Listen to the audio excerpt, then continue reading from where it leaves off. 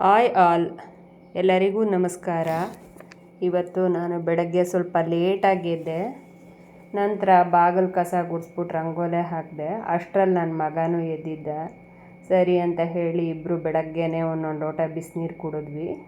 Usually ನಾನು ಬೆಳಗ್ಗೆ ತಿಂಡಿ ಮಾಡೋದಕ್ಕಿಂತ ಮೊದಲು ಸ್ನಾನ ಪೂಜೆ ಮಾಡಿಬಿಟ್ಟೇ ಮಾಡೋದು ನಾನು. ಹಾಗೆಯೇ ಇವತ್ತು ಸಹ ಸ್ನಾನಕ್ಕೆ ಹೊರಟೆ.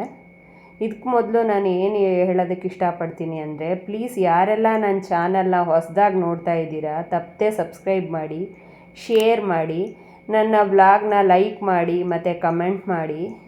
ಇನ್ನೊಂದು ಮುಖ್ಯವಾದ ವಿಷಯ ಏನಂದರೆ, ವಿಡಿಯೋ ಕೆಳಗಡೆ ಒಂದು ಬೆಲ್ ಐಕಾನ್ ಚಿತ್ರ ಬರುತ್ತೆ, ಅದನ್ನು ಪ್ರೆಸ್ ಮಾಡಿ. ಇದರಿಂದ ಏನು ಅಂದರೆ ನಾನು ಯಾವುದು ವೀಡಿಯೋಸ್ನ ಅಪ್ಲೋಡ್ ಮಾಡ್ತೀನಿ ಅದರ ಬಗ್ಗೆ ನೋಟಿಫಿಕೇಷನ್ ಬರುತ್ತೆ ಅಂತ ಹೇಳಿ ಈ ವ್ಲಾಗ್ನ ಕಂಟಿನ್ಯೂ ಮಾಡ್ತಾಯಿದ್ದೀನಿ.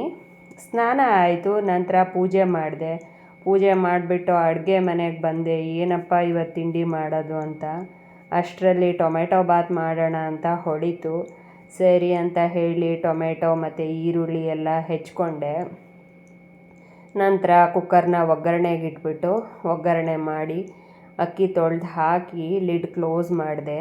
ಮತ್ತು 3 ವಿಷಲ್ ಆದ ತಕ್ಷಣ ಕುಕ್ಕರ್ ಆಫ್ ಮಾಡಿದೆ. ಅದು ತಣ್ಣಗಾಗಬೇಕಲ್ಲ, ಅಷ್ಟರಲ್ಲಿ ಏನು ಮಾಡೋದು, ಸುಮ್ಮನೆ ಏನಕ್ಕೆ ಕೂರೋದು ಅಂತ ಹೇಳಿ ಸಾಂಬಾರಿಗೆ ರೆಡಿ ಮಾಡ್ಕೊಳ್ಳೋಣ ಅಂದ್ಬಿಟ್ಟು ಇನ್ನೊಂದು ಒಲೆಯಲ್ಲಿ ಬೇಳೆ, ಪಾಲಕು ಮತ್ತು ಟೊಮೆಟೊ ಹಾಕಿ ಸಾಂಬಾರಿಗೆ ಕುಕ್ಕರ್ ಇಟ್ಟೆ.